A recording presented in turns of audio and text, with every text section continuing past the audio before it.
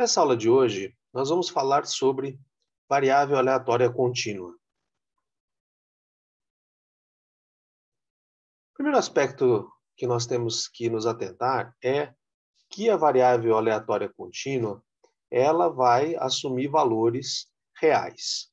Então, se a gente considerar o espaço amostral da variável, ou seja, o conjunto de todos os valores possíveis que a variável pode ter em função da sua definição, nós vamos então denotar o espaço amostral como o conjunto dos valores xi, em que xi é cada valor possível que a variável pode assumir, sendo que esses valores são números reais. A melhor forma de denotar o espaço amostral de uma variável contínua é esse, porque a variável contínua ela pode assumir infinitos valores, pelo fato de que o conjunto de números reais é um conjunto denso. Então, vamos ver o que é o conjunto denso. Para isso, vamos considerar uma reta numérica e vamos pegar dois números, 2 e 3. Nós sabemos que 2 e 3 são dois números naturais, eles também são números inteiros e são números reais. E agora vamos fazer o seguinte, vamos fazer uma média entre esses dois valores, que nós sabemos que dá 2,5.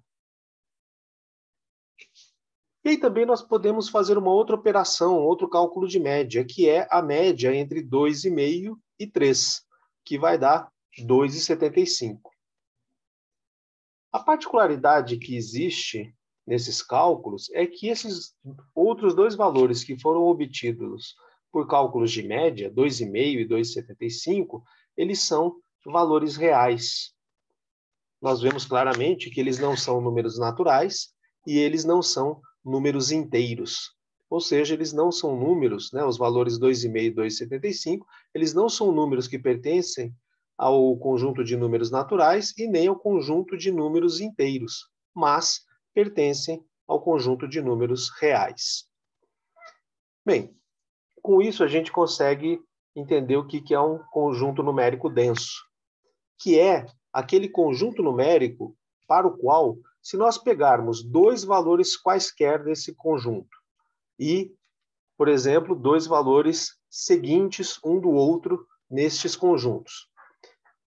Num conjunto numérico denso, se nós pegarmos dois valores, nós sempre vamos encontrar um outro valor entre os dois. Quando entre dois valores seguintes do conjunto numérico, nós não encontramos um terceiro valor, pelo menos um terceiro valor entre os dois, então o conjunto numérico não é denso. Então a gente vê claramente que o conjunto de números naturais e o conjunto de números inteiros não são conjuntos densos. Por quê? Porque entre 2 e 3 não tem nenhum outro número natural e nenhum outro número inteiro. Porém, entre 2 e 3, que são dois números reais, nós conseguimos encontrar um outro número real, que é, por exemplo, a média deles, 2,5. E entre 2,5 e 3, nós encontramos um outro número real entre eles, que é a média dos dois. Se a gente ficasse calculando a média, por exemplo, de 2,75 e 3, a gente acharia outro valor, e isso vai acontecer infinitamente. A única coisa que aconteceria é que nós teríamos números com mais casas decimais. Então, como a variável contínua assume valores reais, e sempre entre dois valores reais existe pelo menos um terceiro valor real, e isso vale para quaisquer valores, então, efetivamente, existem infinitos valores reais. Porém, quando nós usamos escalas de medida, por uma questão de restrição da escala, a gente acaba fazendo com que valores que pertençam a um intervalo ao redor de um valor na escala que está sendo utilizada, eles sejam identificados por esse valor e não com uma maior precisão, além do que a escala que foi escolhida permite. Então, por exemplo, digamos que nós estejamos medindo a altura das pessoas com 15 anos ou mais em centímetros. Bom, e considerando que não existam pessoas com altura menor do que 40 centímetros e que tenham 15 anos ou mais de idade, nós poderíamos definir o espaço amostral dessa forma, né? Conjunto de todos os valores possíveis de altura, são números reais, né? Porque a variável contínua, geralmente, ela decorre de medidas, de mensurações, enquanto que a variável discreta, ela geralmente decorre de contagens. E aí a contagem nós sabemos, né? Que a gente conta de inteiro em inteiro, né? Então, no caso aqui da variável contínua, para essa variável, nós poderíamos definir o espaço amostral dessa forma. E o que acontece? Né? Nós sabemos que se nós medíssemos a altura das pessoas, existem pessoas que têm, por exemplo, 164,5 centímetros de altura. E também tem pessoas que vão ter até 165,4 centímetros de altura. Só que a nossa escala não está pegando, né? Porque ela está em centímetros. E essas casas decimais aqui, elas representariam milímetros. Então, nós sabemos, né, que as pessoas têm uma altura, se a gente fosse precisar bastante, nós poderíamos medir, inclusive, em milímetros. Só que por uma restrição da escala, o que nós acabamos fazendo? A gente pega ali todos os valores entre 164,5 centímetros até 165,4 centímetros, e vamos dizer que todas essas pessoas têm 165 centímetros de altura. A gente só não vai conseguir precisar os milímetros por uma questão da escala que nós utilizamos, que está em centímetros. E, portanto, todos os valores ao redor ali de 165 vão ser identificados por 165. Mas, claro que todos os valores considerando as regras de arredondamento, né? Então, como nós sabemos, né, quando nós arredondamos uma casa decimal, se ela é de 5 até 9, a gente arredonda para cima. Se ela é de 0 até 4, a gente arredonda para baixo. Né? Então, aqui no caso, todas as pessoas que tivessem uma altura de 164 centímetros e 5 milímetros, até as que tenham 165 centímetros e 4 milímetros de altura, todas elas seriam identificadas pela altura 165 centímetros. Bom, mas, por exemplo, numa escala de tempo, nós teríamos algo semelhante, mas com uma certa diferença. Porque aí os valores pertencentes a um intervalo anterior ao valor na escala de medida, eles vão ser identificados pelo valor da escala de medida. Então, digamos que a variável aqui analisada, x, né, a variável contínua, ela é o momento da chegada do ônibus ali no ponto ou na parada, a cada hora, em minutos.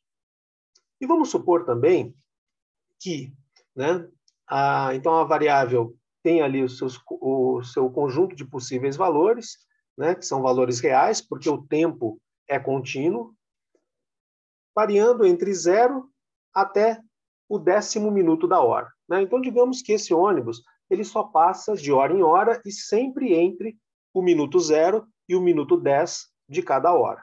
Né? Então, entre 1 e 1h10, entre 2 e 2h10, e assim sucessivamente.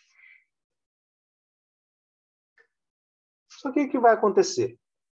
Se o ônibus chegar ali, por exemplo, em 2 minutos e 1 segundo, até 3 minutos, nós vamos dizer que ele chegou no 3º minuto.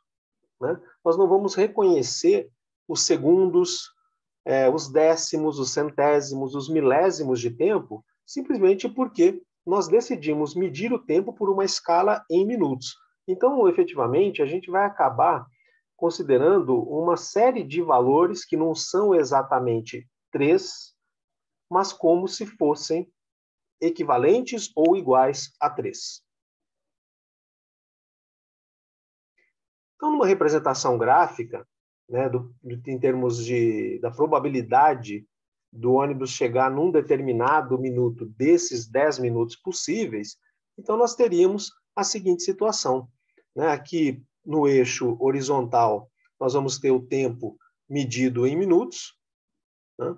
E no eixo vertical, ali a probabilidade de que o ônibus chegue num determinado minuto entre os 10 minutos possíveis. Então, nós vamos ter aqui no eixo vertical a medida de probabilidade. Bom, então qual é a ocorrência, qual é a probabilidade de ocorrência de cada um desses minutos, ou seja, qual a probabilidade de que o ônibus chegue no ponto em 1 minuto entre os 10 em particular, né? Ela vai ser 1 sobre 10. Por quê? Digamos que eu queira saber qual a probabilidade do ônibus chegar no ponto no 5º minuto. Bom, então o 5º minuto está aqui, ele é um dos minutos possíveis entre os 10, então a frequência absoluta do minuto 5 é 1, a frequência total é 10, então a frequência relativa, que vai nos informar uma medida de probabilidade, vai ser de 1 sobre 10. Isso vale para qualquer dos outros minutos, né? Então, se eu quiser saber qual é a probabilidade do ônibus chegar no 3º minuto, então é 1 sobre 10, 0,1 ou 10%. Por quê? Porque o 3º minuto é 1 entre os 10 minutos possíveis.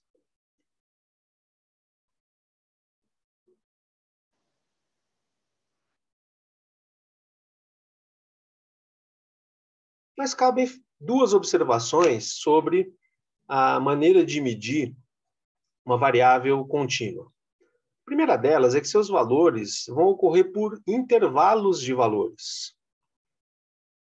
Nós sabemos que o tempo é contínuo e a chegada pode ocorrer a qualquer momento ali daquele período, medido em segundos, em décimos, centésimos, milésimos, por exemplo, do 3º minuto. Então, nós vamos considerar que o espaço amostral dessa variável, né, é um valor real, que é o momento da chegada, só que de maneira contínua, que pode ocorrer desde ali o minuto 0 e qualquer fração posterior a ele até que se complete o minuto 10, ou o 10º minuto. Então, nós começamos a contar o tempo de 0, ele vai passando, né, 1 segundo, 2 segundos, 3 segundos, 4, assim sucessivamente. A hora que chegar ali do 59 para o 60, é que, digamos, nós fechamos o 1º minuto, né? Então, você repara que o tempo, ele começa uma contagem ali do 0 e o 1º minuto é fechado em 1, a partir do qual, desse momento, começa a contagem do 2º minuto, que se encerra ali quando o ponteiro do relógio ou a marcação do tempo chega a 2. Se a gente olhar agora o momento da chegada do ônibus no tempo, só que considerando agora o tempo contínuo, tendo ainda aqui no eixo horizontal uma medida do tempo em minutos, mas considerando o tempo de forma contínua, o primeiro aspecto que nós vamos ter de diferente é que agora o eixo vertical não vai mais representar a probabilidade, ele vai representar a densidade. Densidade é uma maneira de a gente gerar uma medida de probabilidade para uma variável contínua. Efetivamente, quando nós falamos a densidade, nós estamos nos referindo à função densidade de probabilidade, cuja sigla é FDP, e que mede a concentração de probabilidade em um intervalo numérico. Bom, então agora, o que acontece?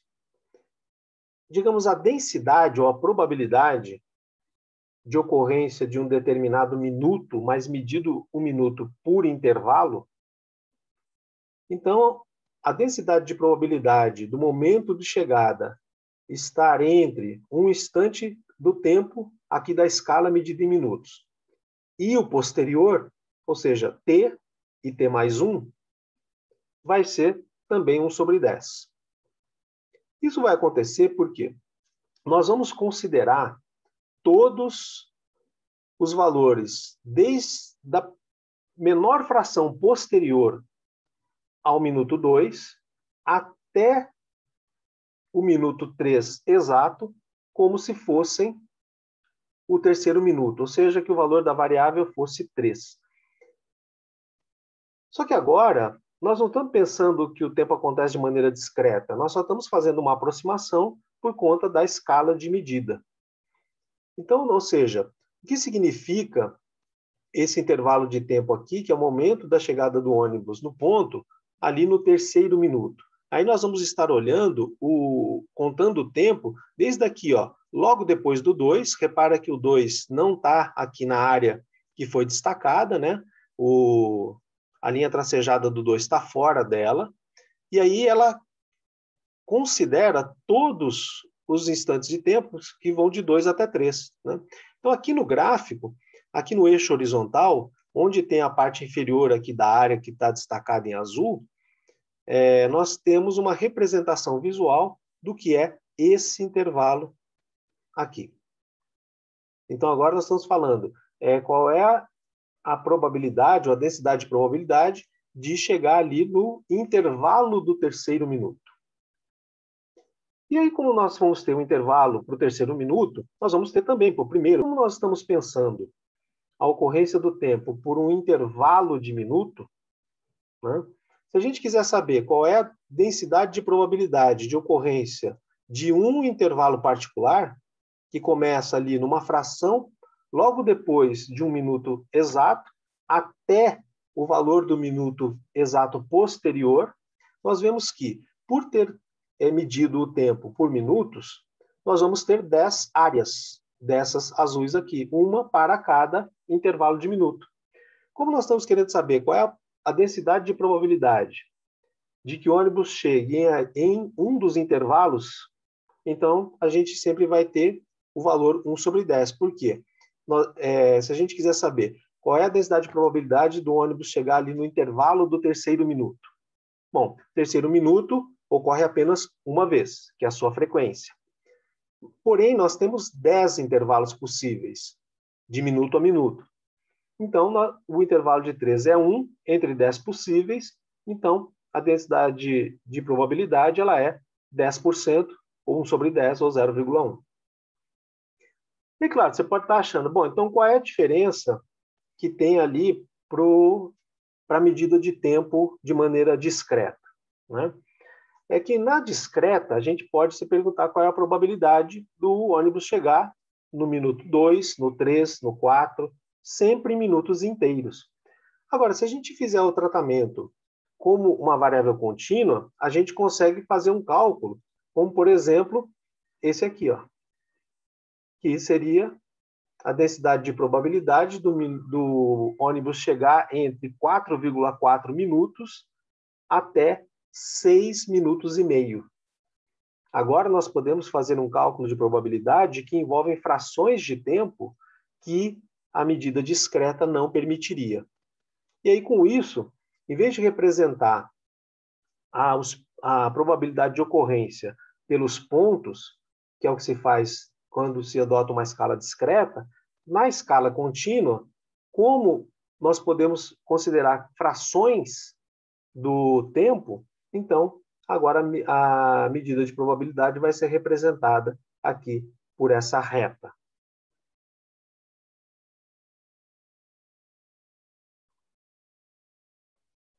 Segunda observação importante é que a densidade, que é o equivalente à probabilidade para uma variável contínua, né? Então, probabilidade para variável discreta, densidade para variável contínua. Tá? Mas é um conceito equivalente. Claro que numa conversa comum, a gente fala probabilidade, né? Porque senão as pessoas não conhecem esse conceito de densidade. Mas, num tratamento técnico, o conceito correto é de densidade, mas sempre lembra que é o equivalente da probabilidade para a ocorrência de um valor particular da variável, que nesse caso vai ser igual a zero. Né? Ou seja, a probabilidade, entre aspas, de que uma variável contínua assuma um único valor, ou um valor preciso, é igual a zero. Bom, por que é assim? Vamos pensar com valores discretos primeiro. Né? Então, vamos pensar assim. Então, a probabilidade de que o ônibus chegue ali num minuto particular, pensado de maneira discreta, vai ser sempre 1 sobre o número de momentos no tempo que a gente está considerando na nossa escala. Então, digamos que eu estou medindo o tempo em minutos. Né? Então, ali naquele período de 10 minutos, eu vou ter 10 possibilidades de minuto. O primeiro minuto, o segundo minuto, o terceiro, e assim sucessivamente, até o 10º minuto. Então, a probabilidade de que o ônibus chegue em um minuto particular, em um dos minutos em particular, é sempre 1/10, ou 10%. Agora, repara que se a gente decidisse medir o tempo em segundos, né? Então, x em segundos, agora nós vamos ter qual probabilidade? De que o ônibus chegue ali no ponto em 1 segundo particular, né? Por exemplo, nos 10 segundos do 5º minuto, nos 55 segundos do 6º minuto, né? Nós vamos ter 1 sobre os 10 minutos, só que como cada minuto tem 60 segundos, então é 1 sobre 10 minutos vezes 60 segundos por minuto, que vai dar a probabilidade 0,0167, arredondando aqui na quinta casa decimal. Então, você repara que ao medir o tempo de maneira mais precisa, a probabilidade de ocorrência de que o ônibus chegue no ponto em 1 segundo particular já diminui bastante. E veja que, se a gente quisesse medir agora o tempo em centésimos, ou seja, de centésimo a centésimo, agora a probabilidade do ônibus chegar ali no ponto em 1 centésimo particular, de 1 segundo particular, de um dos minutos específicos, vai ser 1 sobre os 10 minutos, vezes 60 segundos que tem em cada minuto, e vezes 100 centésimos que tem em cada segundo, que faz com que a probabilidade agora, né, de que o ônibus chegue no ponto em 1 centésimo em particular, passa a ser 0,0000167, arredondando aqui para a 7ª casa decimal. Então, a gente vê que, se a gente medir o tempo de maneira cada vez mais precisa, ou por frações de tempo cada vez menores, a probabilidade de ocorrência de que o ônibus chegue ali no ponto em uma dessas frações em particular vai diminuindo. Então, pensando em termos de limite, né, então se a gente fosse considerando o tempo agora não em centésimos, mas em milésimos ou medidas menores ainda do tempo, nós podemos ver que a probabilidade do ônibus chegar num momento particular, conforme o número de repartições do tempo tenda para infinito, ou seja, cresça, né, muito, porque a gente está considerando frações de tempo cada vez menores para o período dos 10 minutos, então a gente sabe que essa probabilidade ela vai ser o quê? O limite de 1 sobre n, com n tendendo para infinito. Né? Então, quando n tende para infinito, que é um exercício que geralmente a gente aprende, né, nas disciplinas de matemática, de cálculo, a gente sabe que esse limite é 0. Então, como o tempo é contínuo, a probabilidade do ônibus chegar ali num momento exato, ela tende para 0.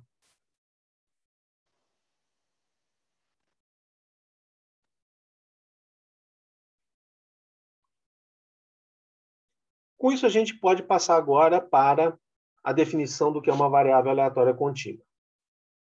Então, uma variável aleatória contínua, identificada aqui por x, ela é o quê? Ela é uma função que vai levar um intervalo de valores, vai associar, vai converter, vai transformar um intervalo de valores, que começa ali em um número real alfa e termina num número real beta, a uma densidade de probabilidade para esse intervalo de valores. Sendo que os valores da variável aleatória, o valor alfa, que é o limite inferior do intervalo, do período de tempo que eu estou considerando, beta, que é o limite superior do intervalo do período de tempo que eu estou considerando, e o valor da densidade de um intervalo qualquer, são números reais. E tal que, ou seja, a função variável aleatória contínua, ela vai ter essa caracterização se a função densidade de probabilidade for não negativa, né, ou seja, fx maior ou igual a 0, quer dizer, fx não é menor que zero, tá? Então, isso aqui, essa notação significa fx não negativa, e se nós considerarmos a densidade de probabilidade para todos os valores possíveis da variável, ou seja, sobre o espaço amostral, a soma dessas densidades de probabilidade vai ser igual a 1. A particularidade matemática aqui é que o tempo está sendo medido de maneira contínua, então o jeito de fazer a soma é através da operação de integral, que é uma operação de soma para variáveis contínuas. É equivalente ao somatório para a variável discreta, né? Então, ali, da mesma forma como para a variável discreta, a gente somava as probabilidades da variável assumir os valores discretos que pertencem ao espaço amostral, e a condição era que essa soma tinha que dar 1, para a variável contínua é equivalente, só que aqui a gente vai somar em variável contínua, então é fazer a integral, fazendo desde menos infinito até mais infinito, então a gente cobre todos os valores reais possíveis, e aí a condição é que essa integral tem que ser igual a 1.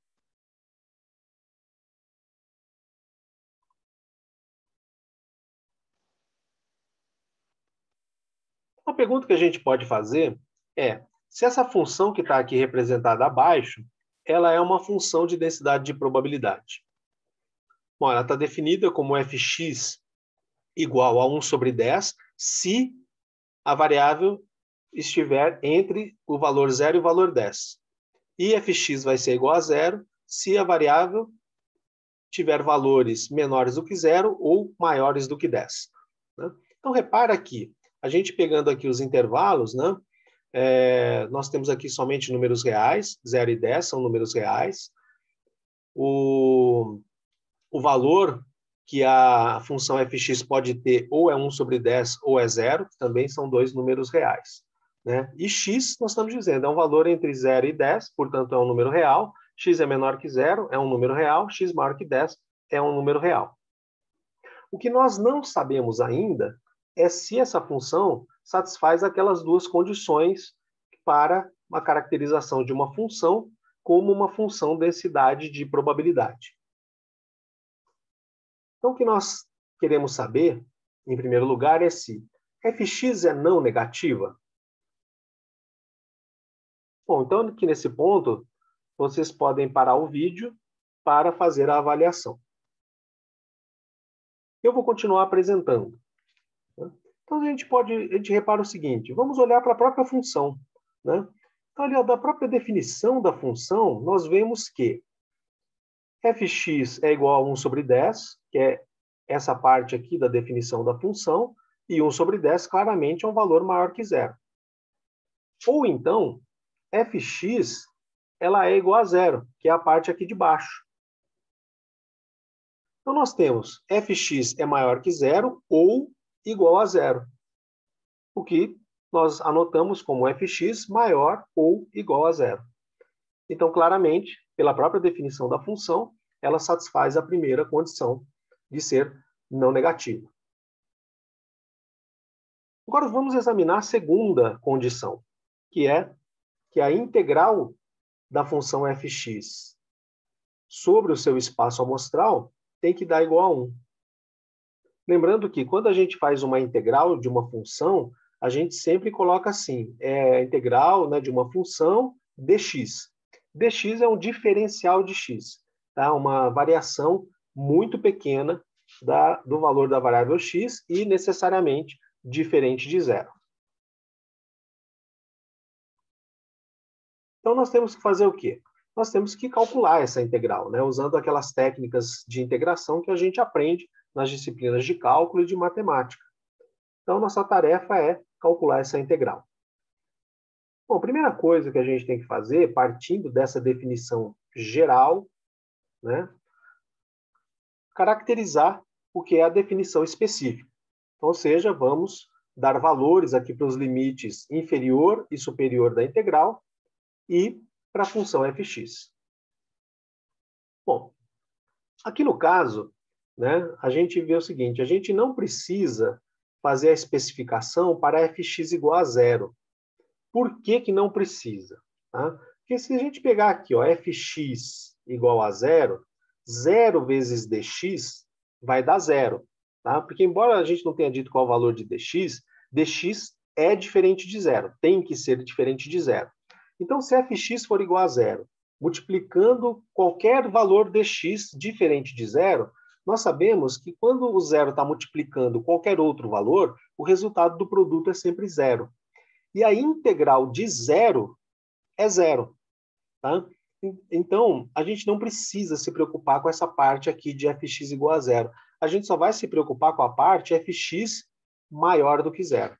Então, portanto, né, ao fazer isso, então fx, a gente vai pegar só a parte maior que zero, ela é 1 sobre 10. Né? Então, definimos a parte fx. Agora, e o limite inferior da integral? O limite inferior é o limite inferior do intervalo associado à parte da fx que a gente está considerando. Né? Então, a gente está pegando só essa parte aqui da função fx, ela vale ali do intervalo que começa em 0 e termina em 10.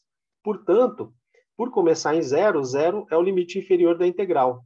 E como o intervalo termina em 10, 10 é o limite superior da integral. E aí nós temos agora que resolver essa integral aqui, de 0 a 10, para 1 sobre 10 dx. Bom, a primeira coisa que a gente faz aqui na resolução é o seguinte: a gente coloca esse 1 sobre 10 em evidência, né? Coloca fora da integral. O que é colocar a constante multiplicativa fora da integral? É colocar em evidência, né? Porque olha só, nós temos aqui 1 sobre 10 vezes dx. Tá? Sempre que numa integral um termo não tiver a variável x, quer dizer que ele é constante. E os termos que tiverem a variável x, eles são variáveis. Né?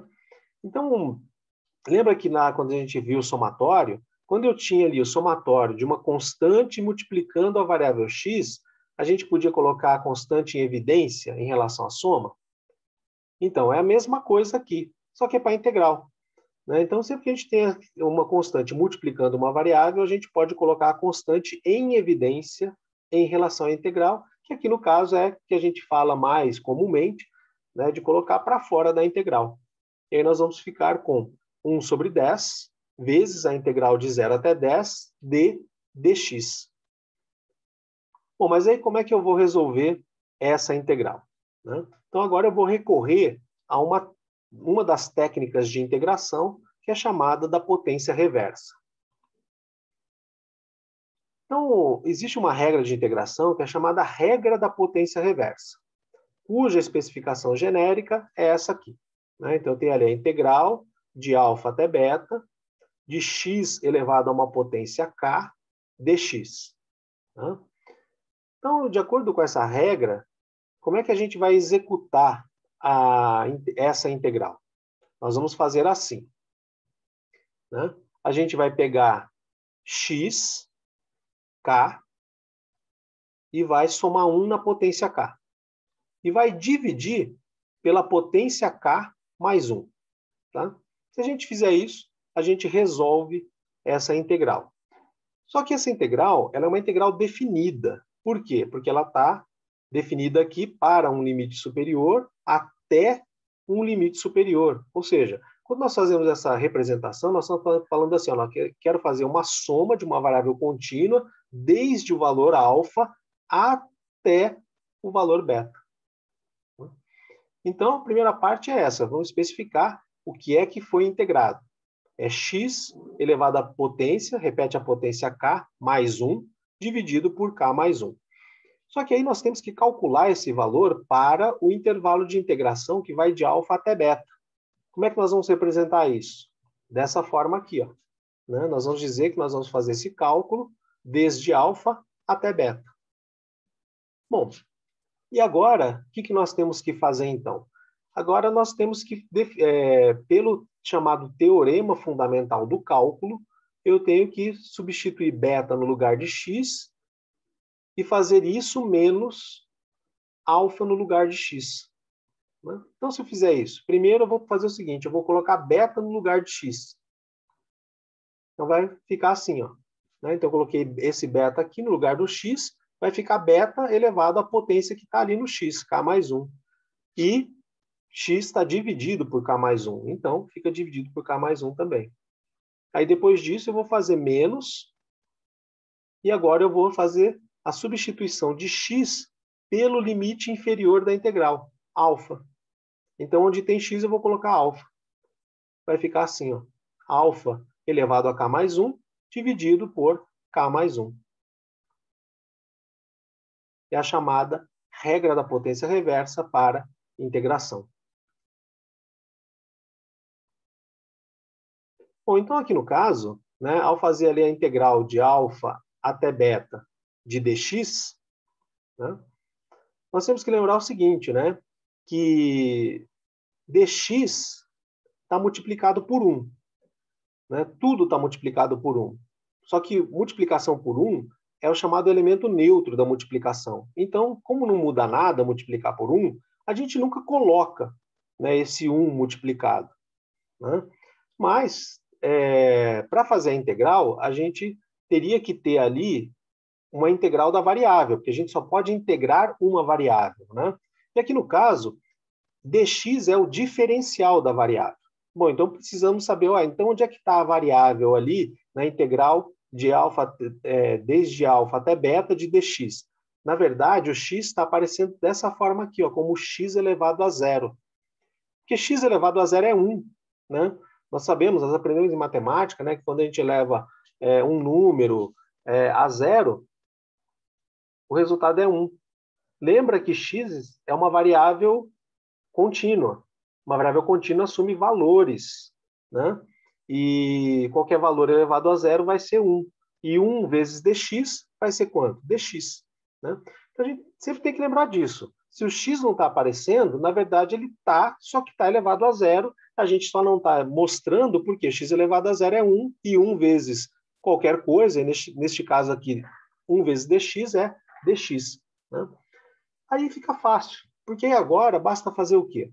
É só eu aplicar essa estrutura aqui, ó, fazendo as devidas substituições. Né? Então, eu coloquei, por exemplo, o limite superior da integral em azul, o inferior em verde e a potência em zero, para a gente saber o que colocar em cada lugar. Né? É só ir pela substituição pelas cores. Então, vamos lá. Então, primeira coisa, né? Eu vou aplicar essa parte aqui da regra da potência reversa. Eu vou repetir a variável x, pegar a potência original dela somado com 1. Então, x elevado à sua potência original, que é 0, mais 1. E vou dividir pela potência original aqui do x, mais 1. Então, ó, 0 mais 1. E aí tem que lembrar que eu vou fazer esse cálculo para o intervalo que começa em alfa e vai até beta. Ok, feito isso, a gente então implementa essa parte aqui da direita. Né? Ou seja, eu vou primeiro colocar o beta no lugar de x. Então vai ficar, ó, só troquei o x por beta. Elevado a 0 mais 1 dividido por 0 mais 1. Aí depois eu faço menos. O quê? Vou colocar o alfa agora no lugar do x. Então vai ficar alfa elevado a 0 mais 1 dividido por 0 mais 1. Tá? Então, ou seja, aplicar a regra da potência reversa requer apenas que a gente implemente essa regra aqui, ó, né? Tomando devido cuidado com o que é limite inferior da integral, limite superior, e o que é a potência original da variável x ali na integração. Então, e aí, sinteticamente, né, ou seja, a gente não precisa, né, sempre colocar, assim, por exemplo, 0 mais 1, 0 mais 1, né, porque a gente sabe que dá 1. Então, a gente, depois de um tempo que já está acostumado com a regra, a gente já pode fazer direto assim, né, que é o próprio resultado de fazer essas operações aqui de 0 mais 1. Então, a gente vai ter, né, a integral desde alfa até beta de dx, vai ser o quê? X elevado a 1, né, porque ó, 0 mais 1 é 1, dividido por 1, a gente nunca indica, né, também, porque dá a própria aquilo que estiver sendo dividido por 1. Então, vai ser x integrado desde alfa até beta, E aí, aqui no caso, só substitui x por beta menos x igual a alfa. E aí fica beta menos alfa.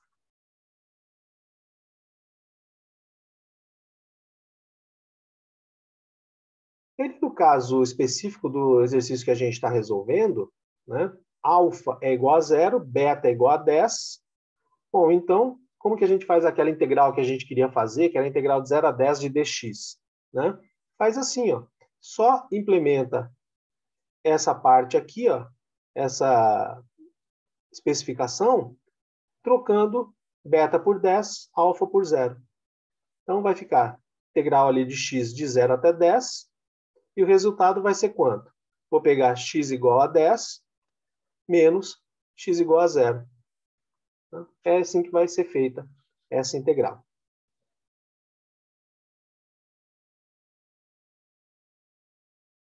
Então, se a gente voltar agora ali para o nosso exercício, né?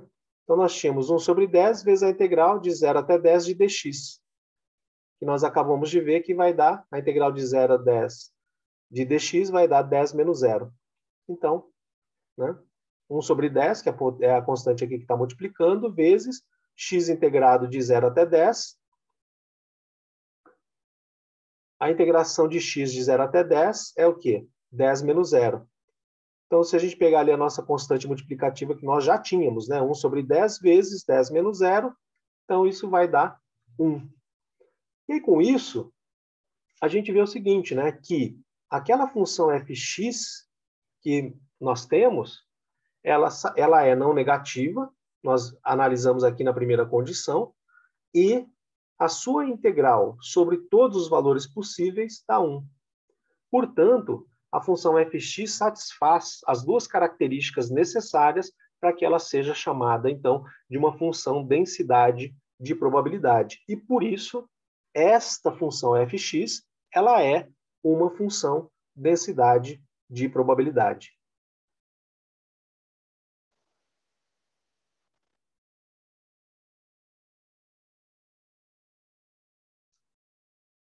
Com isso, nós podemos passar a fazer o quê, então? Calcular a densidade ou a probabilidade, né? Lembrando com aquela ressalva que eu já falei para vocês, nós podemos calcular a densidade do intervalo alfa-beta, ou seja, qual é a probabilidade, entre aspas, da variável contínua x assumir valores desde alfa até beta. Esse cálculo da densidade, ele vai ser o quê? A densidade do intervalo que eu quero calcular.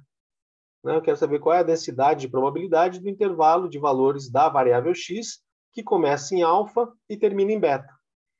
Seria o equivalente a fazer um cálculo da probabilidade desse intervalo. Né? Mas lembrando aquela ressalva. Né? E aqui no caso, como é uma variável contínua, significa fazer o quê? A integral de alfa até beta, né? Que é desde o limite inferior do intervalo até o superior dele, ou seja, somar ali as densidades de probabilidade para todos os valores possíveis da variável x dentro do intervalo que está sendo considerado, né? Para a função densidade de probabilidade vezes dx. Tem uma particularidade que existe no cálculo, né, de densidades de probabilidade para intervalos, é que esse intervalo que nós temos aqui, ele é um intervalo fechado nos dois limites, né? Ou seja, o intervalo inclui o valor de alfa e o intervalo inclui o valor de beta. Né? Lembra daquela notação de conjuntos numéricos? Quando a gente coloca um intervalo numérico com colchete, quer dizer que inclui o valor do limite. Quando está entre parênteses, quer dizer que não, quando ele está com parêntese, quer dizer que não inclui aquele limite. Né? Tem uma particularidade do cálculo da densidade de probabilidade, é que a densidade desse intervalo fechado aqui, ó, vai ser exatamente igual à densidade de probabilidade do intervalo aberto nos limites. Né? Repara que o que está entre parênteses aqui, no caso, dos dois lados da igualdade, né? A única diferença que existe entre os dois intervalos é que, enquanto que o da direita é um intervalo fechado em alfa, né, porque considera x igual a alfa, e é fechado em beta, porque x é até igual beta, o intervalo aqui do lado esquerdo, ele é aberto, né? Então, o x é maior que alfa. Ele não chega a ser igual a alfa. Ele assume valores até bem próximos de alfa, mas nunca é igual, né? E no caso do beta também. Ele só vai envolver x, a variável, só vai poder ter valores próximos de beta, muito próximos, mas nunca vai ser exatamente igual a beta, né? Então, nós temos aqui um intervalo aberto nos dois limites, e aqui nós temos um intervalo fechado nos dois limites. Mas, quer dizer, embora os intervalos sejam diferentes, né, porque esse intervalo da esquerda não inclui o valor de alfa e não inclui o valor de beta, enquanto que o da direita inclui os dois valores, as densidades de probabilidade dos dois intervalos serão exatamente iguais, né? E isso acontece por quê? Qual que é a diferença entre os dois? É somente o valor x igual a alfa, que está aqui nesse intervalo, nessa parte aqui da esquerda, e x igual a beta, que é o que está aqui na direita. E a gente repara aqui, ó, que x não é igual a alfa nesse intervalo e x não é igual a beta. O resto está nos dois intervalos, né? A única diferença é que eu não estou incluindo aqui a densidade x igual a alfa e a densidade x igual a beta, que seriam as densidades para dois valores particulares da variável x. X igual a alfa, x igual a beta. E lembra que lá atrás nós vimos que a densidade de probabilidade da variável assumir um valor exato, ela era igual a zero. E aí nós intuímos esse valor através, né, de uma aproximação ali, conforme a gente foi dividindo o tempo em frações menores, a gente viu que a probabilidade foi ficando cada vez menor também, né?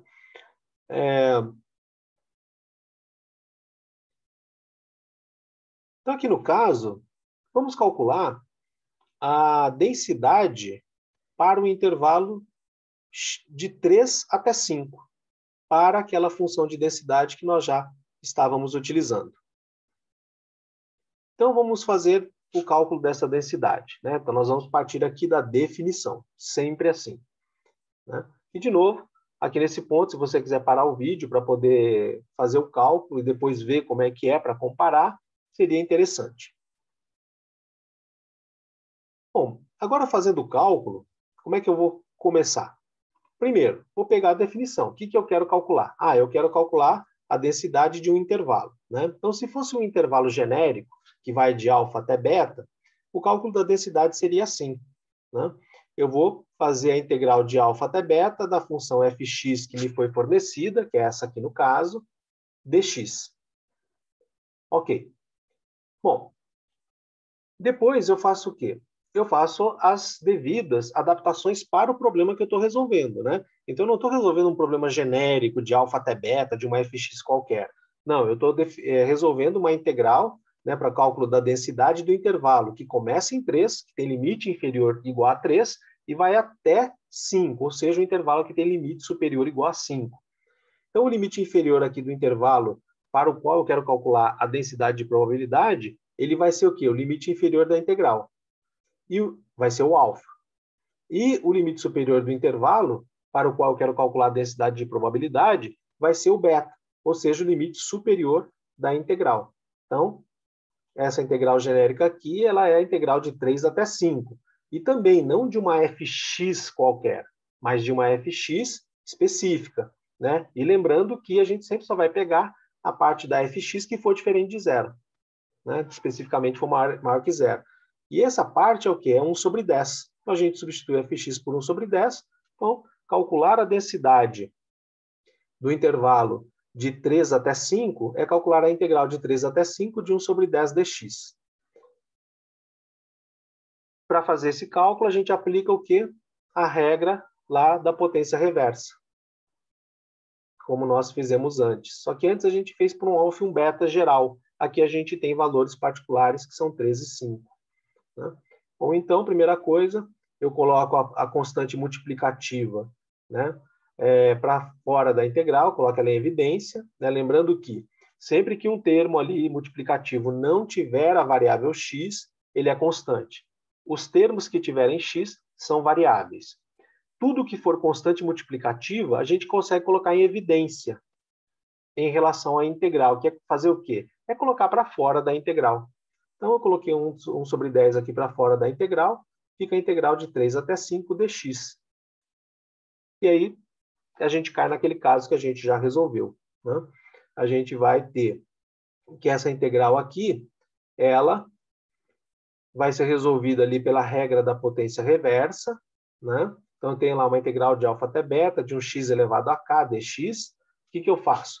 Eu pego x e elevo a potência original k mais 1. E divido pela potência original k mais 1. E faço a integral de alfa até beta, cujo resultado vai ser o quê?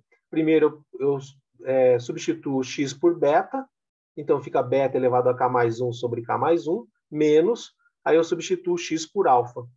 Fica alfa elevado a k mais 1 sobre k mais 1. E conforme nós vimos também, né, essa integral, né, de dx, feita de alfa até beta, é equivalente ao quê? A integral de alfa até beta de x elevado a 0 vezes dx. Sempre assim. Então, se eu agora considerar aqui, ó, nessa especificação de cima, k igual a 0, né, então eu vou ficar com quanto? X elevado a 1 dividido por 1, que vai dar somente x. Então, eu vou o quê? A integral ali de x de alfa até beta. Depois, faço o quê? Aplico essa parte aqui da direita, né? Então, eu vou ficar com beta elevado a k, que é 0, mais 1, então beta elevado a 1, dividido por 1, que é simplesmente beta, menos alfa elevado a 1, dividido por 1, que é simplesmente alfa.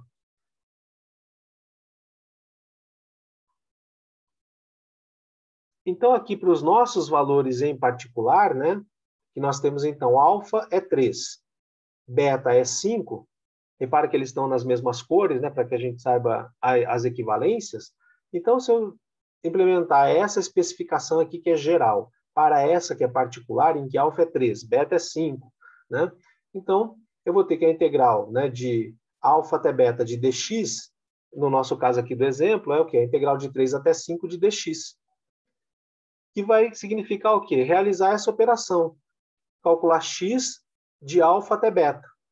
Aqui no nosso caso, calcular x de 3 até 5. Que vai dar como resultado geral beta menos alfa. Como para o nosso exemplo, beta é 5, então é 5 menos aqui embaixo, o alfa, nosso alfa é 3. Então, o resultado aqui dessa integral vai ser o quê? Né? Lembra que tem a constante multiplicativa, então tem 1 sobre 10, vezes a integral de 3 até 5 dx, vai ser 1 sobre 10 vezes x de 3 até 5. E vai dar quanto? 1 sobre 10 vezes 5 menos 3. E aí, se a gente fizer essas contas, né? 5 menos 3 é 2, dividido por 10, vai dar 0,2. É assim que a gente vai calcular a densidade de probabilidade para um intervalo numérico aqui, para uma variável contínua. Bom, depois de ter visto isso, aí a gente pode voltar um pouco ali no que a gente estava vendo anteriormente, que era a questão da densidade de probabilidade de ocorrência de um valor particular da variável ser zero, né? Então, partindo ali daquela nossa definição de densidade, né? O que seria calcular um valor particular? Né? Seria a densidade é sempre calculada para um intervalo. Então, se a gente calculasse o intervalo de x maior ou igual a alfa até x menor ou igual a alfa, né? Sendo que alfa é um valor, a gente vê o seguinte, né? Então, esse intervalo aqui está dizendo, olha, a variável x ela é maior ou igual a um valor alfa e, ao mesmo tempo, ela é menor ou igual a um valor alfa. Bom, um valor, por exemplo, um alfa qualquer, né? Por exemplo, 3, 5, 14, 317,87, seja qual for o valor de alfa, né? Um valor nunca pode ser maior que ele e nunca pode ser menor que ele, né? Então, só resta uma possibilidade, o valor é exatamente igual a ele. Então, se a gente calculasse esse intervalo aqui, ó, no fundo, a gente está calculando qual densidade? A densidade de x igual a alfa. X igual a um valor particular, né? E de acordo com a definição ali de densidade de probabilidade, seria fazer o quê? A integral de alfa até alfa, ou seja, do valor até ele mesmo, de f de x dx. Né? Como nós vimos ali pela regra da potência reversa, que no caso ali a gente vai ter que fazer essa integral, aí nós temos um resultado de integração que, sempre que a gente calcular a integral de um valor até ele, esse resultado ele é sempre zero. Né? Porque entre um valor e ele próprio, não existe nada para ser integrado, ou seja, não existe nenhum outro valor para que a gente possa considerar e fazer a integração. Por isso aqui, a integral de um valor até ele mesmo é sempre igual a zero.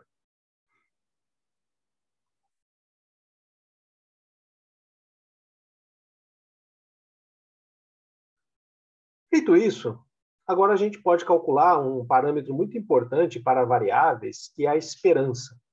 E vocês devem se lembrar que a esperança, ela é o quê? A média, ou o valor médio, ou o valor esperado.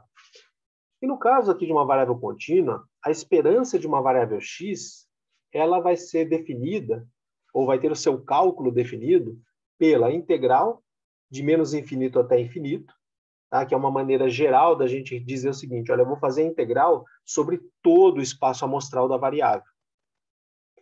E aí, para não especificar para cada espaço amostral, se a gente fizer a integral desde menos infinito até mais infinito, com certeza a gente vai fazer a integral sobre todos os valores que a variável pode ter. Então, a esperança de uma variável aleatória contínua x, ela vai ser a integral de menos infinito até mais infinito da variável x vezes a sua função de densidade de probabilidade vezes dx. Isso vai ser chamado de μ.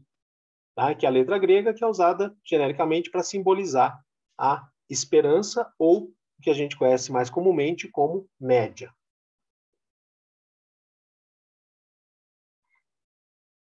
Então vamos pegar aquela função com a qual a gente já vinha trabalhando e vamos calcular então a esperança da variável aleatória contínua x para a função densidade de probabilidade que está definida desta forma que nós temos aqui ali na chave. Então, para calcular a esperança, a gente tem que pegar a definição.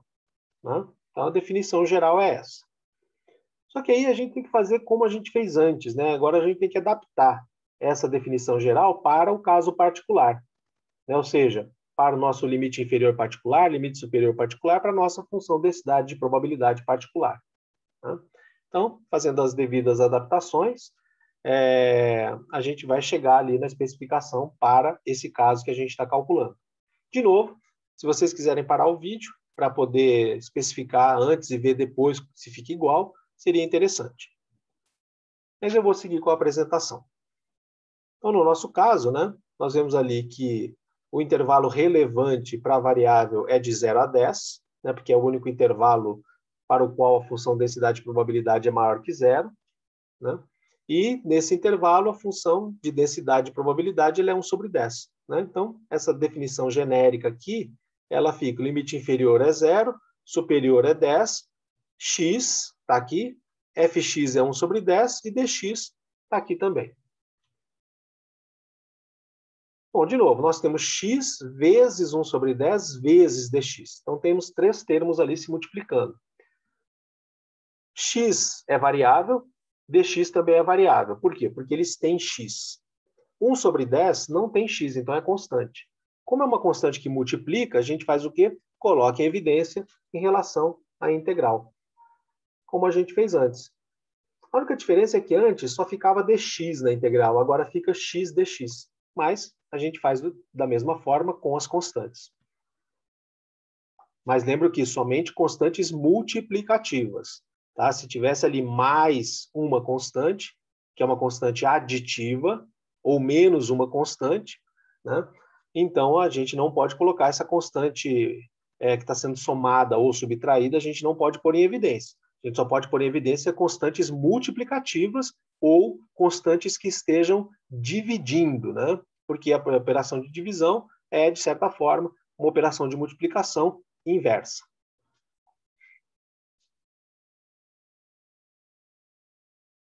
E aí, aqui no caso, essa integral aqui vai dar quanto? Bom, 1 sobre 10 a gente repete, e aí faz a integral de 0 a 10 para x dx. E o resultado vai ser x ao quadrado sobre 2, calculado de 0 até 10.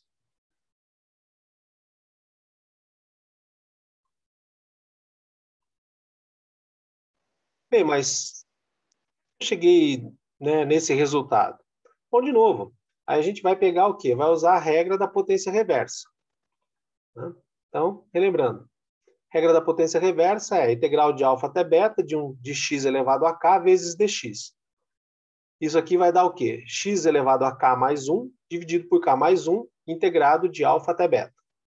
E depois, a gente faz só o quê? A substituição de x por beta, fica beta elevado a k mais 1 dividido por k mais 1, menos, faz a substituição de x por alfa, alfa elevado a k mais 1, sobre, ou dividido por k mais 1.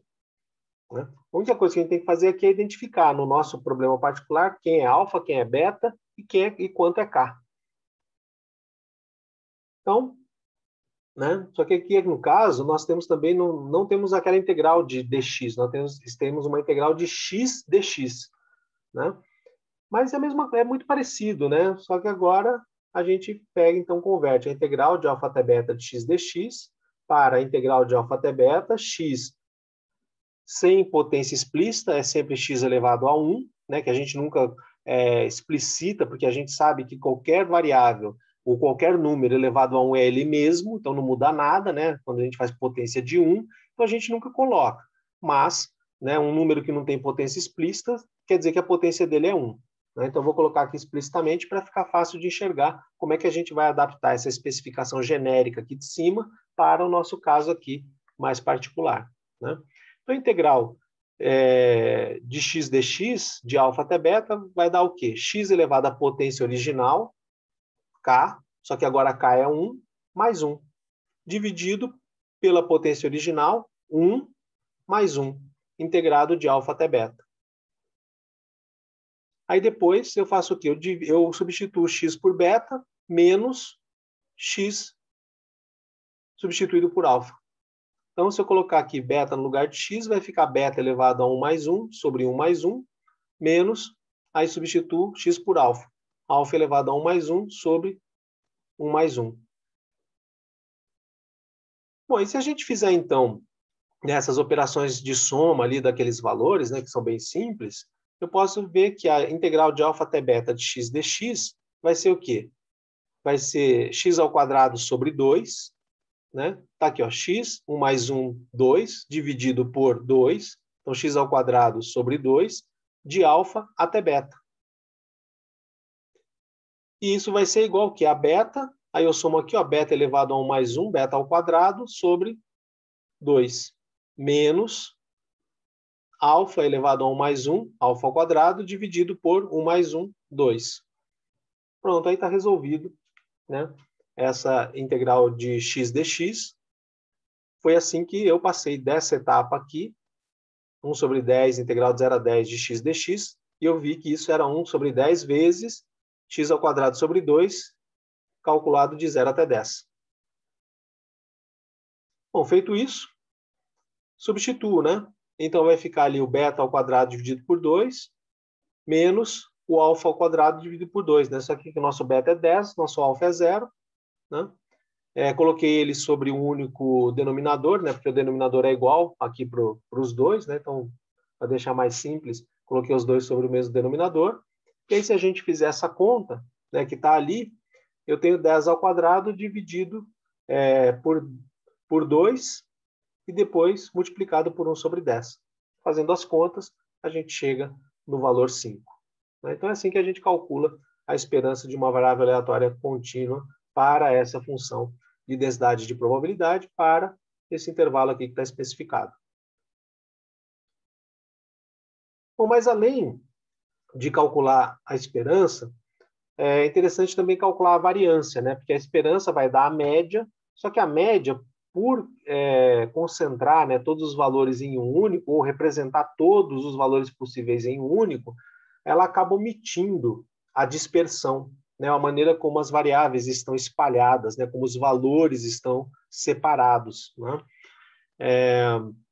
Então, a gente calcula aqui uma medida de dispersão, que é a variância. E a variância, por definição, ela é a variância de x, da variável aleatória contínua x, vai ser o quê? A esperança do quadrado da diferença de x menos a esperança de x. Né? Se a gente colocar em formato de integral, é calcular a integral de menos infinito até mais infinito, do quadrado de x menos a esperança de x, vezes fx, função densidade e probabilidade da variável, vezes dx. E a gente faz uma outra operação para saber sobre o espalhamento, a dispersão da variável, que é o cálculo do desvio padrão, pelo fato de que a variância, como é uma medida aqui ao quadrado, ela acaba fazendo com que a unidade de medida da variável x também fique ao quadrado. Então, se a variável x, por exemplo, for uma medida em dinheiro, né? Por exemplo, a renda de pessoas, né? A renda é sempre em reais. Só que a gente calcular a variância da variável renda vai dar algum valor, algum valor medido em reais ao quadrado. E nós não sabemos o que é reais ao quadrado, né? Nós só sabemos o que são reais, mas reais ao quadrado não. Então, a gente geralmente, né, para ter uma medida mais inteligível, que as pessoas possam compreender melhor, a gente faz o cálculo do desvio padrão, que é a raiz quadrada positiva da variância. Então, depois de calcular essa integral, definir um valor para a variância, a gente tira a raiz quadrada positiva, obtendo o desvio padrão, que aí sim vai estar na mesma unidade de medida da variável. Então, se eu tenho ali uma variável que é medida em reais, a variância dela vai ser reais ao quadrado. Se eu tiro a raiz quadrada de reais ao quadrado, eu fico com uma medida em reais. Tá? Para isso que a gente faz cálculo do desvio padrão. Então, aqui no caso, né, vamos pegar aquela função que a gente já estava usando, que a gente já sabe que é uma função de densidade e probabilidade, e aí vamos calcular o valor da variância e do desvio padrão dessa variável para todo o seu espaço amostral. Então, primeira coisa que a gente faz, vamos pegar a definição. Né? Então, eu quero calcular a variância. Ah, tá. A variância, ela é o quê? Ela é a integral. Né? Só que aí, eu não vou fazer a integral sobre de menos infinito até mais infinito. Eu só vou fazer ali no intervalo em que a função, densidade e probabilidade, ela é maior que zero. Ela é maior que zero entre 0 e 10. Né? Então, vou colocar aqui 0 e 10. Integral do quê? De x. Bom, então coloco x aqui de novo. Menos a esperança de x.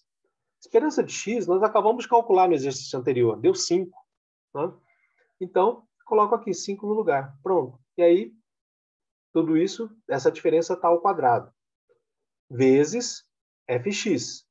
Fx, no intervalo relevante aqui para o cálculo, é 1 sobre 10. Então, coloco aqui 1 sobre 10. Vezes dx. Bom, aí, de novo, repara. Né? Tudo que não tiver x é constante. E aqui nós só temos três termos que se multiplicam.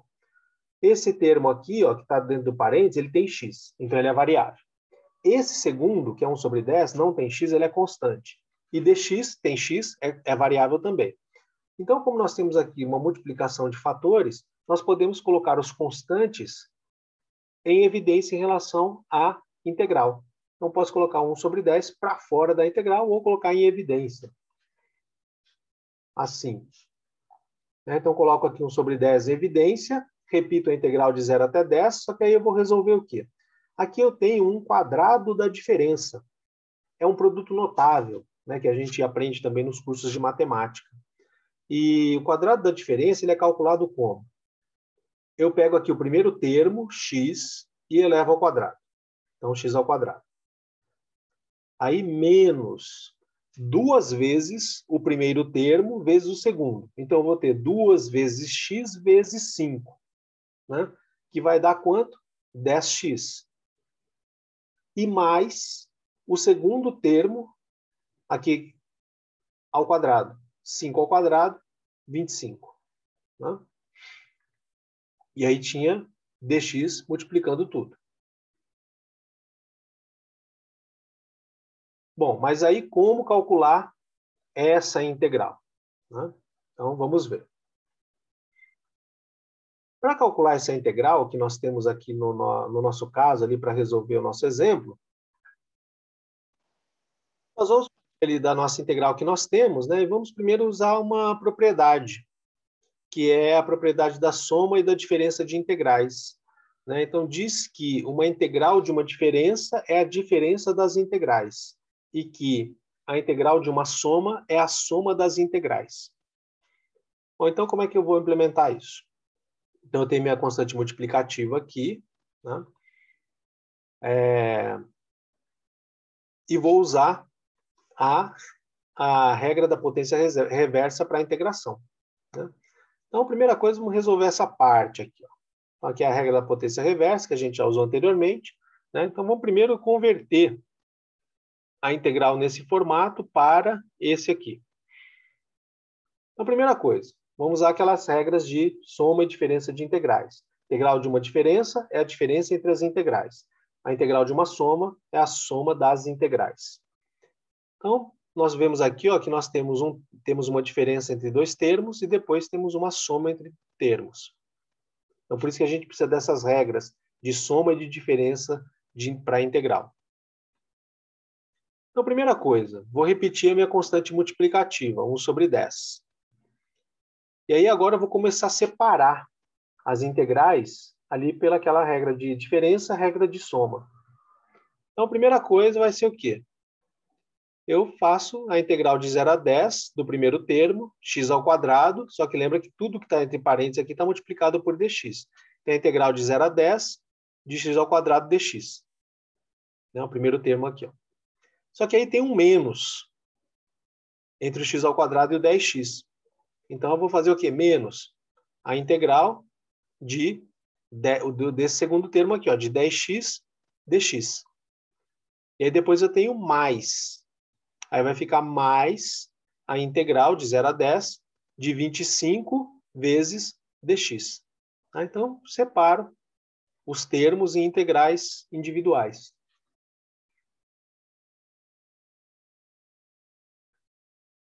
Aí depois, né, fazendo ali as identificações e colocando as constantes multiplicativas em evidência em relação à integral, nós temos que, né, 1 sobre 10 vezes. Aí esse termo que está aqui entre parênteses vai ficar, né, a integral aqui de 0 a 10 de x ao quadrado dx. Aqui não dá para mexer ainda, não dá para fazer nada por enquanto. Só que aí menos. Aqui eu tenho uma constante multiplicativa, né? Eu tenho 10 vezes x dx. Então, eu coloco 10 em evidência em relação à integral. Integral de 0 a 10, x, né? Não tem potência explícita, é x elevado a 1, vezes dx. Aí tem o terceiro termo, integral de 0 a 10 de 25 dx. 25 é constante multiplicativa, coloca em evidência em relação à integral. Então, fica a integral de 0 a 10, x elevado a zero, né? Porque lembra, eu vou ter a integral só de dx, então quando o x não está aparecendo, na verdade é x elevado a zero. Então, integral de 0 a 10 de x elevado a zero vezes dx. Ó, essa integral aqui nós já resolvemos, né? A integral de x elevado a zero dx nós já resolvemos. A integral de x elevado a 1 dx nós já resolvemos. Nós só não resolvemos x ao quadrado dx. Tá? Mas é muito parecido com o que a gente já fez antes. A única diferença é que agora a potência é 2. Antes a potência era 0, depois a potência passou a ser 1, agora ela vai ser 2. Então, a gente, para isso, vai olhar essa regra aqui, ó, da potência reversa, né? Ou seja, a integral ali desde seu limite inferior até o superior, de x elevado a uma potência k qualquer, dx, o que isso resulta ou gera? X elevado a k mais 1, dividido por k mais 1, calculado de alfa até beta, os limites da integração. Bom, então agora vindo aqui para o nosso caso, né, considerando que nosso alfa é 0, beta é 2 e as potências diferem, a gente aplica essa especificação aqui fazendo a substituição de alfa por 0, beta por 10 e o k pela potência da integral em particular. Então vai ficar como? Assim, ó. Repito 1 sobre 10, né? Então, aqui, ó, x elevado a 2 é o que está sendo integrado. Bom, então, k é igual a 2 aqui nessa especificação de cima. Então, se eu tiver x elevado a 2, isso vai dar quanto? X elevado a 2 mais 1, dividido por 2 mais 1. Então, né, fica assim, ó, x elevado a 2 mais 1 sobre 2 mais 1, de 0 até 10. Aí, menos, né? Aí nós temos menos aqui. 10 vezes a integral de x elevado a 1. De acordo com a regra aqui da potência reversa, eu faço o quê? X elevado à potência original 1 mais 1, dividido pela potência original 1 mais 1, calculado de 0 até 10. E depois falta só o terceiro termo, que vai ser mais 25, a integral de 0 até 10 de x elevado a 0 dx. Então vai ficar mais 25, x elevado a 0 mais 1, dividido por 0 mais 1, calculado de 0 até 10.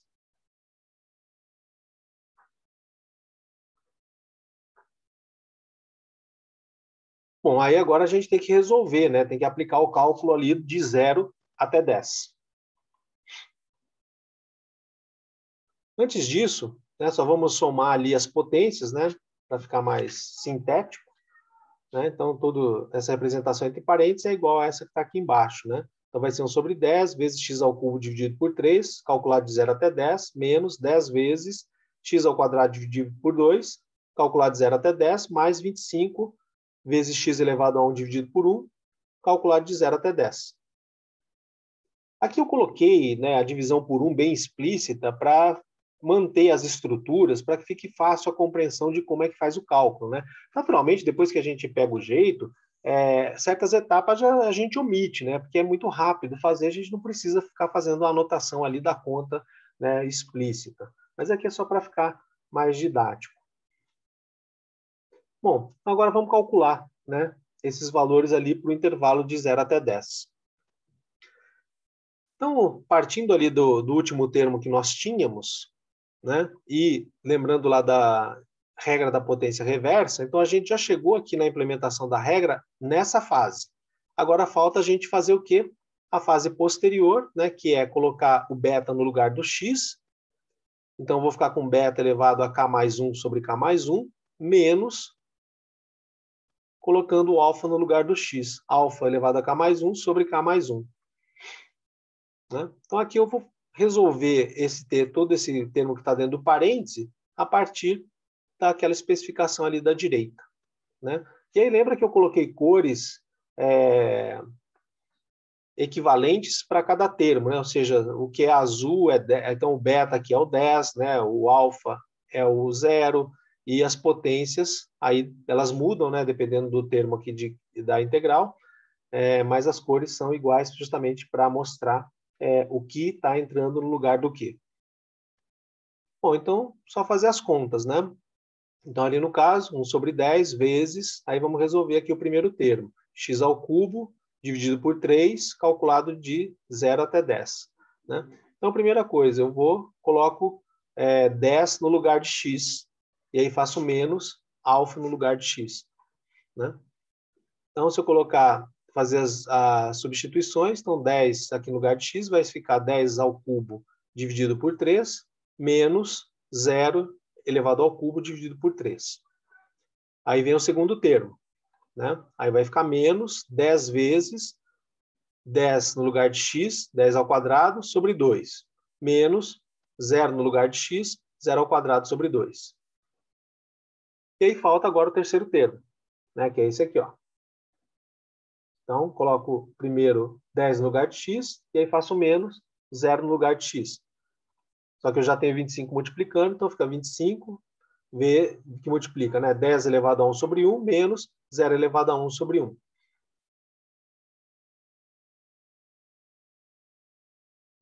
Bom, aí se a gente fizer essas contas, a gente vai chegar aqui, né?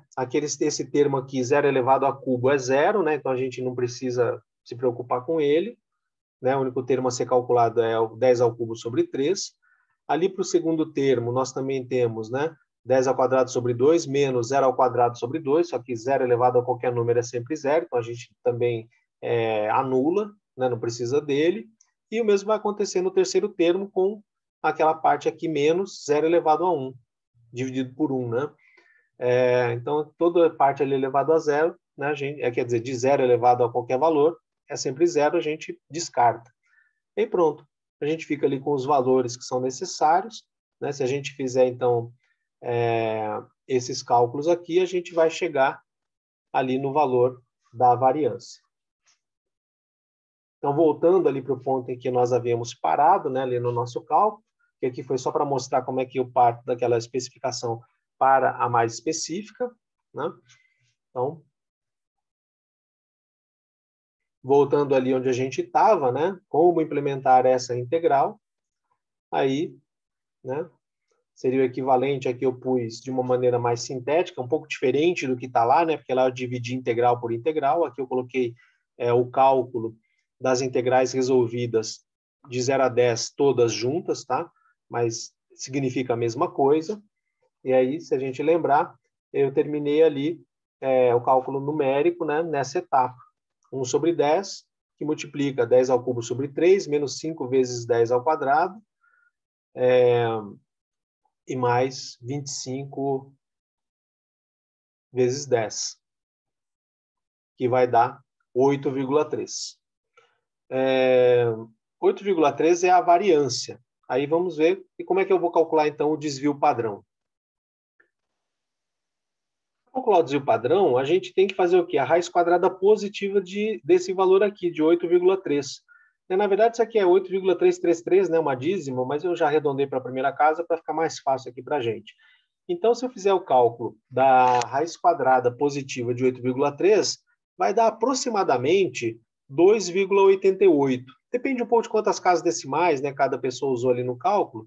Eu usei várias, dá 2,88. Então, é um valor próximo desse aí que eu falei de 2,88, o desvio padrão da nossa variável aqui estudada.